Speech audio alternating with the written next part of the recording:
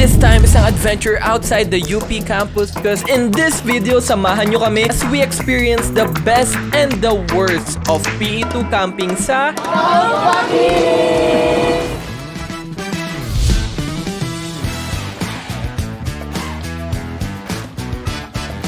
This video is in partnership with the E-Waste Project. Para sa bayan, para sa mundo. First things first, pumunta sa meeting place. Papunta ako ngayon ng Uncle John's. Andun na si Russell. Mag-grab kami papunta sa meeting place sa CHK.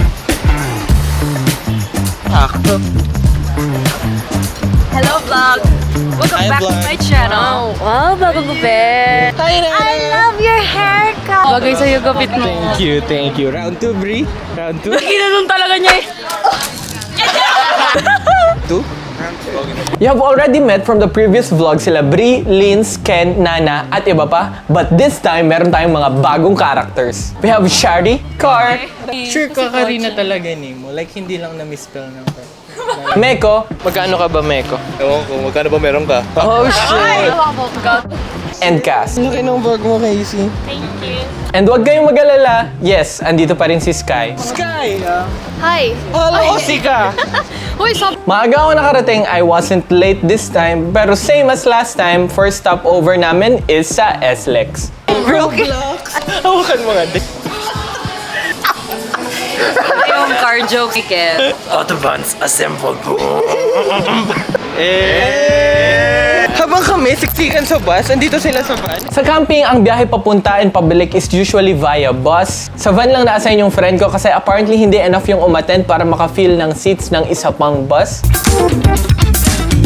Yo, can't stop into a girl. He's holding conversation. God damn. Fought for this country. So para Saan ka ulit, Cassie? Malikain. Halikain pagsulat. Wow! Creative.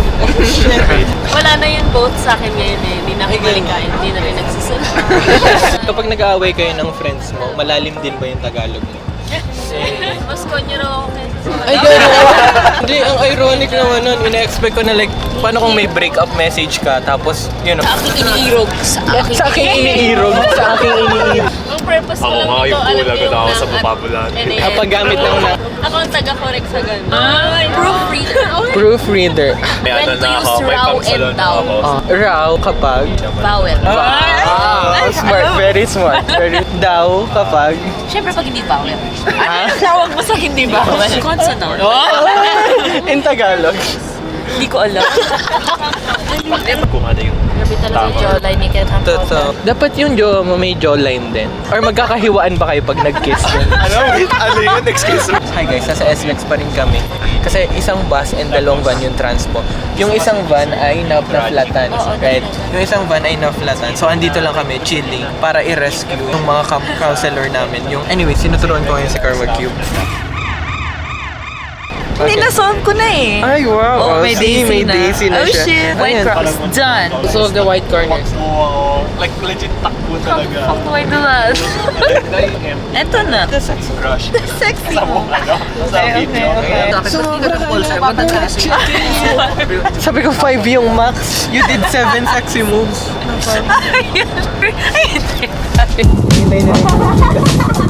So confused. Ang lakas ng ulan, second stop over, bibili kami ng chokes to go para kumain. Guys, inuulan namin! Yung camping natin mamaya, 100% sure, disaster.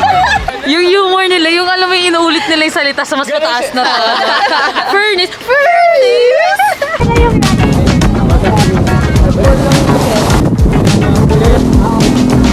And again, after a few hours ng biyahe, nakarating na kami sa campsite. Hopefully. A quick note pala, kapag sumigaw yung camp counselor ng required lahat sumagot ng Announcement! No creepy. We are here at the camp out place and basa na kaagad yung sapatos namin. Ang lakas ng ulan. Hindi naman malakas, pero ang lakas ng hangin.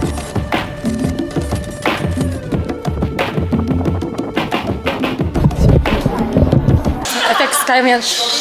Ang lakas ng ulan! Paano na tayo sasali ng UP Golf Club?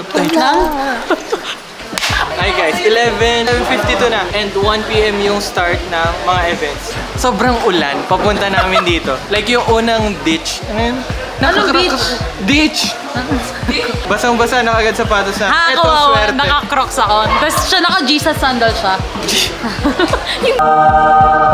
yung sandals na may strap. Ah, made in Jerusalem. Pero bago yan, kakain muna kami. Ano? Ano kakainin natin?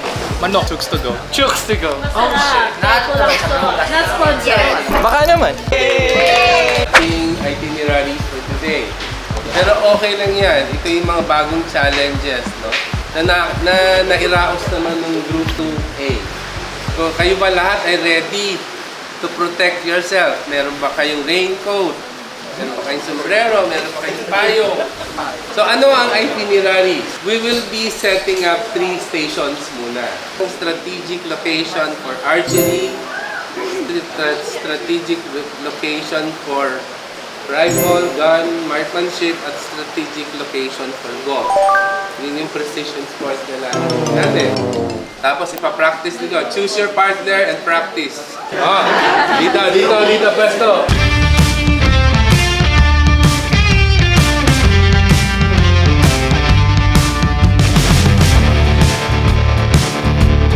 CPR, later on yung snake bite naman.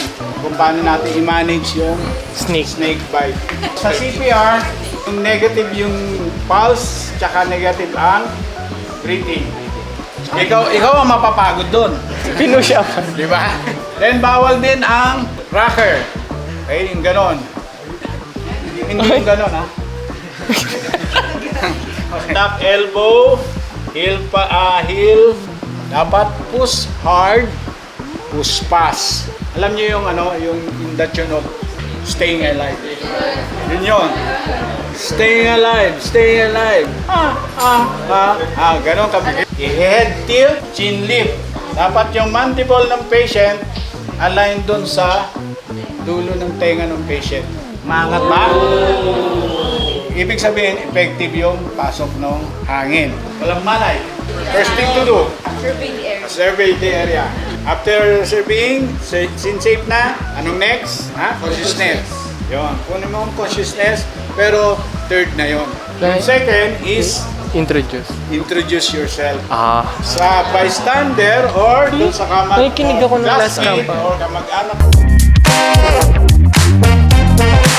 Sir Meko, may pasyente tayo. Kanina, medyo nahima. Andy! Oh my God, sir! May nahimatay. Safe? Sanay ako mag-CPR. Pwede ko pa ba ano yun? Kaano niyo po ba yun? In character. Himatay. Okay, mukhang safe naman. Wala namang suspicion. Okay. Ako si Michael Carlino Tamense, marunong ako mag-CPR. Pwede po bang galaw? Ayun, sige po. I'm Andy, first aid. Or charot. Pwede ko may charot. Hoy! Sige Bago yan. Gisingin mo muna. Okay. Palapit pa. Sir! Are you okay, sir? Saan ang location? Dito in between ng nipples. Okay. Ready sa bilang, ha? Ready? Go! 1, 2, 3, 1,001. Oh my God. Sir, walang energy yung katawan ko. Okay, ready sa bilang? Ready? Go! Oh my God, sir! Ang ginawa niya is jerker. Sir, okay. Jerker siya. Jerker. Posisyon ka muna. Oh my God, Beno! 6, 7, 8, 9, 80, 90.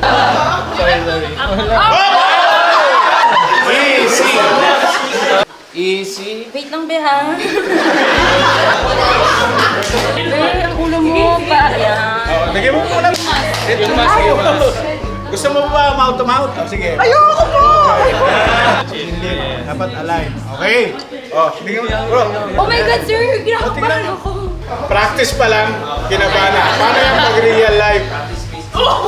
Yo, tingnan natin. Wala? Wala daw, wala. Sige pa doon pa. Full blows. Isa pa. Meron. Tingnan mo.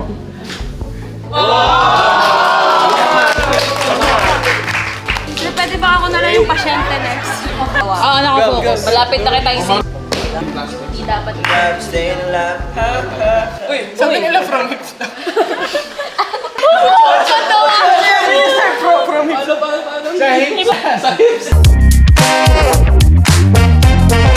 Next is archery. I'm gonna be honest, growing up, wala talaga akong experience mamana. Pero nakagamit naman ako ng tirador at napanood ko yung Hunger Games, so how hard could it be? Binigyan muna kami ng camp counselor how to use the bow correctly. May nakapag-archery na ba before? String natin yung ginagamit natin to put force to the arrow.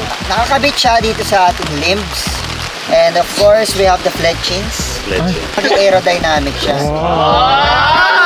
May kompleto fingers. So, pull nyo. Then, slide. Elbows natin, huwag natin iangat. Then, pull. Then, release. Okay? Oh my God. Allah. Revealing area. Hindi pala.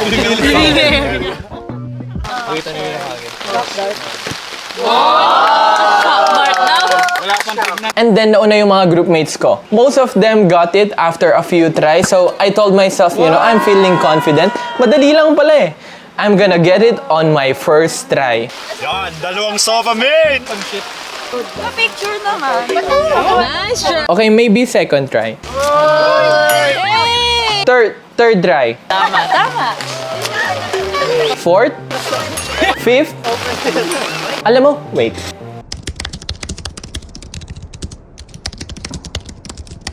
Kasi I'm falling for you. Hey!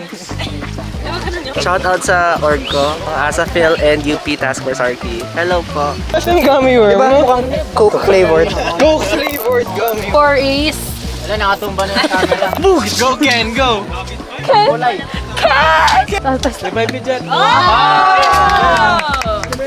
Ken, anong feeling? Sarap pala mag-let go.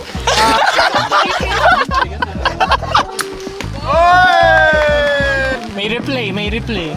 Ang saya guys, I feel like I'm Katniss Everdeen!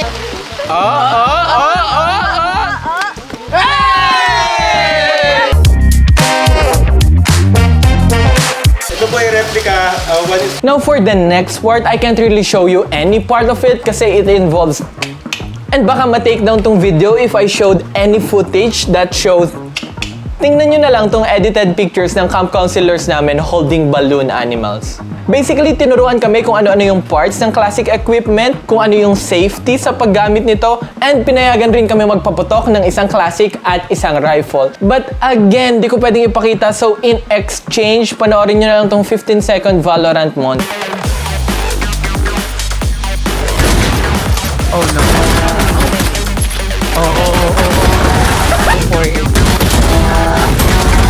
Seryoso ka na, di ba? wala akong timing.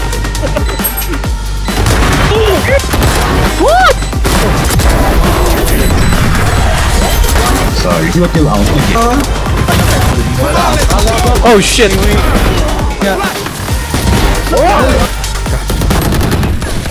145 kay Viper. It's basically the same thing. Next is golf. Kung meron mang nanonood from UP Golf Club or any na marunong mag-golf, ito po ang sample drive ko. Thank you very much. Okay, for real though, sobrang lakas ng ulan. When it was time to play golf, every time na magsiswing kami, may kasama na putik. Hindi ko siya matamaan, hindi ko. Kasama putik! Sa akin? Hey look, my phone's wet. Lumipad. Wow! Lakas tumira ni Meko. Violente ka. Violente. Talaga mga lalaki. Wala, doon ka sa mga lalaki. Yung mga babae. Oh, sige! Kasi kami bawat tira may cheer. Okay. Iba kasi yung motivational nyo eh. Kasi nyo, nice, go, kaya nyo lang yan. Ganito. Hintayin lang. Nag-good night na yun sa iba! Iba na kasama nun! 3-4. Wow! Go! Foul. May inaangkas na yun na iba. Iyak ako. Nakamulig. Ay, sorry. Wala lang. Ano yung ganyan motivation sa amin? Ay, kami. Huwag ganyan. Okay. Sorry. Meko. Sa iba na yun nag-good night. Alis ka dito! Okay. Ay, bakit? It was still fun naman and a good exercise pero sobrang lakas ng ulan at hangin.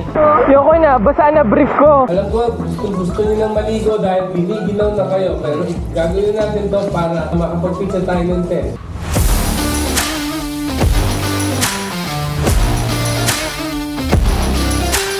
So, hi guys, I'm Joshua. I'll be your camp counselor. Undergrad din ako, pero part ako ng UP Mountaineers. So, quick lecture lang sa pagpili ng campsite. Sige, who can give me yung mga characteristics of a good campsite? Patag, good. Is it patag? Grassy. Bakit gusto natin grassy? Malambot. Parang may natural cushion. National cool. Okay, baba nyo na. Ikaw may parang susi to. Apa. Yung dulo ng pole, hollow yun. Dito nyo ipapasok yun. So yung tension niya is, sinong engineering? Ako. Okay. So imagine vectors. Wow! So yung tension niya pag ganito, di ba? Yes, sir. So pag nag-angle ka ng pitch ng peg na pag ganito, may hila niya lang. Kasi walang friction or any stopping force, di ba? So we want, pag nag-peg ka, is the opposite side. Perpendicular. Tapos 45 degrees. Nung fly sheet, meron siya parang hook. Yung hook na yun, isusuksok niya siya sa ring. Kakabit niyo siya doon sa ring.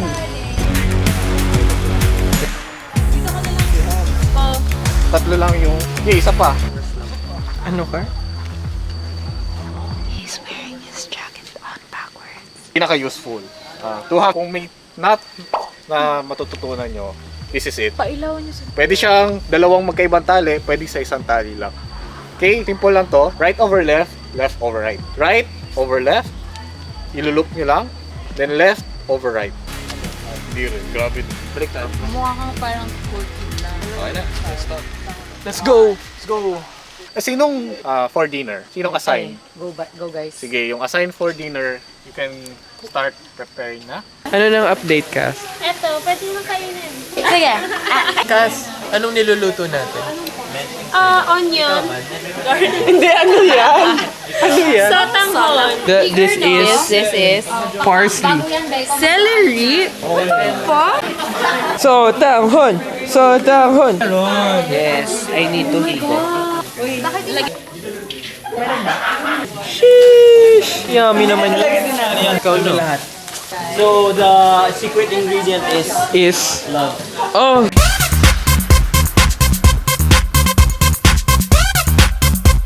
Sa isang tao. Matalino! Liz! I pay attention to details. can accept my vulnerabilities. Parang gusto ko sa akin yung pinapagalitan ako pag matigas ulo ko. Common trait by everyone you've dated. Malaki yung puso. Mahilig magbasa. Kumakanta. Lahat ng date ko magaling sa math. Akin creative. What's a character trait you hope you've never passed down to your kids? Overthinking. Bad eyesight. Yung hindi marunong mag-let go. People pleaser. And emotionally detached, tas nagiging ghoster. Gangster? Ghoster! Afraid of conflict. If all your exes got together, what's one complaint they would all agree on? Ayoko na clingy. Hindi. Ayoko clingy. Yung ex mo nga irereklamo sa'yo. Kaya nga, hindi nga ako clingy. Dami ko raw red flag. Masyado akong mapagmahal. Masyado akong codependent. Explain nga ano yung codependent. Hindi ba yung... i-spell mo muna rin. Meron kayong Sabi... meron kayong Ano yung codependent? Di ba yung naging buhay ko yung... Go, Jeff! Ako? Masyadong malaki. Magmahal. Okay lang kahit parang hindi siya nag-excel sa mga bagay na... Google Sheet siya. Okay lang. lang kahit hindi siya nag-excel. Tapos sabi niya, so nag-Google Docs. Hindi siya matalino pero street smart. Yan, ganyan! Okay lang kung si Losa. Ganun siya kasi. Okay lang kung marami siyang girl na friend. Pero ayoko yung girl best friend. Iba yun. Ayun, extreme yun. Okay na sa akin na sila yung problema and all that. Basta kaya ko i-solve. I can fix it! Yung iniisip niyang physical imperfections, pero perfect naman to. Medyo controlling. Gusto ko rin yun.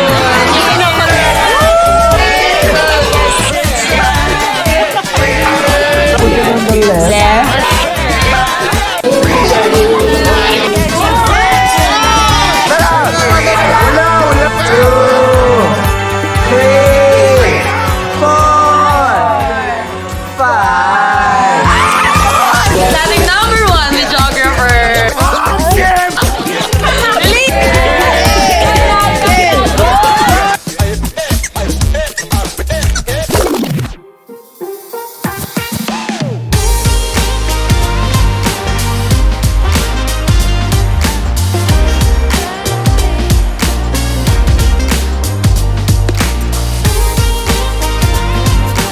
Guys, kakagising ko lang. Umuulan pa din. Pero, mauna na akong bumangon. Kasi, naka-assign ako for morning shift. Ito pa yung iba. Mga tulog pa sila. Charot. At some point, sobrang lakas ng ulan habang natutulog kami. Nagising na lang ako bigla. Pero, buti na lang, hindi nadala ng hangin yung tent namin. Let's go. Maganda yung tent pitching namin.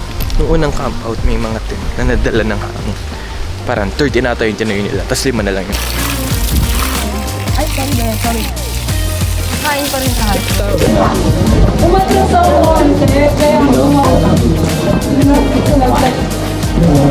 Ayo. Okay, ngayon pa lang sasabihin na namin sa inyo kung sino ang una. I'm gonna be doing a voiceover para sa day 2 kasi hindi ako masyado nakapagsalita sa camera dahil nag-hike kami. Ito yung start ng hike, paalis kami sa campsite, nakangiti pa kami lahat. Kita nyo si Lin, so nangunguna pa And hindi ko maalala exactly kung ano yung altitude difference ng itinaas namin, pero we had 2 points sa taas, isang river stop and meron pang isang flat point sa taas na merong overlooking na view. You will see later. This part of the camping really shows kung bakit kailangan mo makinig sa mga camp counselor and follow their orders. To give you a picture, isang line kami, pataas and pababa. Nasa harap yung camp counselor and usually second sa kanya yung group leader or nasa likod siya para ma-oversee yung buong line. And if may information from the front, ipapasa yun verbally hanggang makarating sa likod. Itong part ng hike na to is actually medyo madali pa. Mabato yung daan but there aren't really any hazards sa trail. But as we go on, makakita ka sa trail ng patag or mukhang pwedeng apakan tapos hindi pala. And this is scattered throughout the entire hike. Mga bato na mukhang pwedeng apakan pero sobrang dulas pala. Mga dahon at tangkay na matitinik.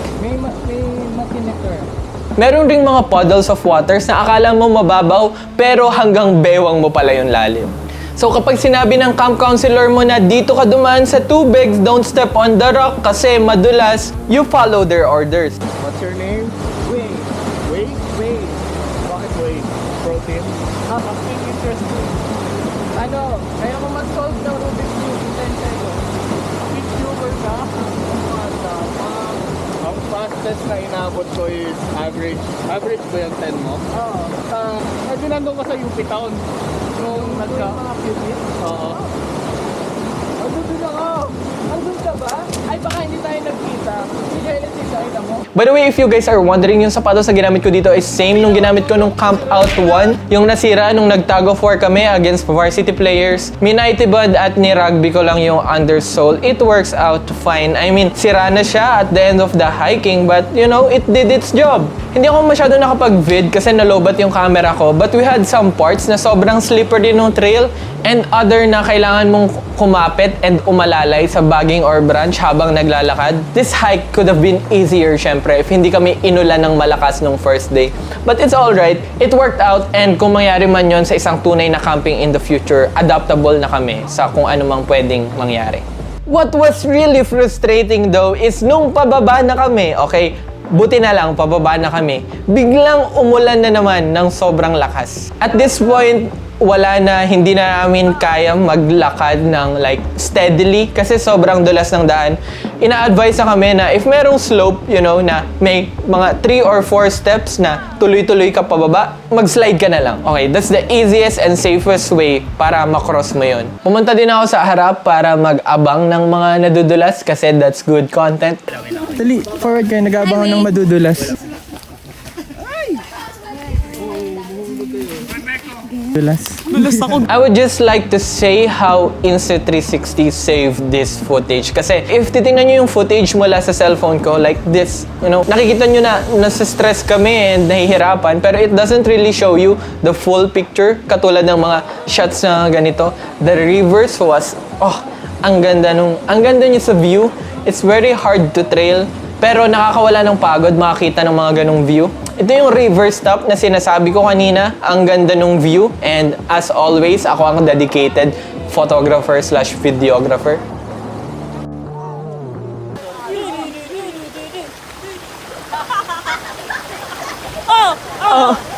While we're hiking in the background, let me tell you about today's video's partner, the E-Waste Project. The E-Waste Project is basically a collection drive kung saan pwede mo i-donate yung mga sirang electronics mo. It's a great movement and project that I actually believe. Dahil in reality, hindi na-dispose properly yung mga like siraan yung printer or cellphone or kung ano mang nakatenga lang sa bahay nyo. Maglalagay ako ng link sa description or sa comments down below ng mga e-waste na ina-accept nila. In-extend actually nila yung donation drive dahil sobrang sama ng panahon this previous days. So, donate to e-waste and also donate sa mga taong nangangailangan.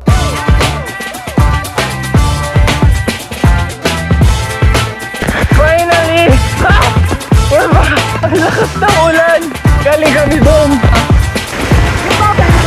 And finally, we're back on the bus.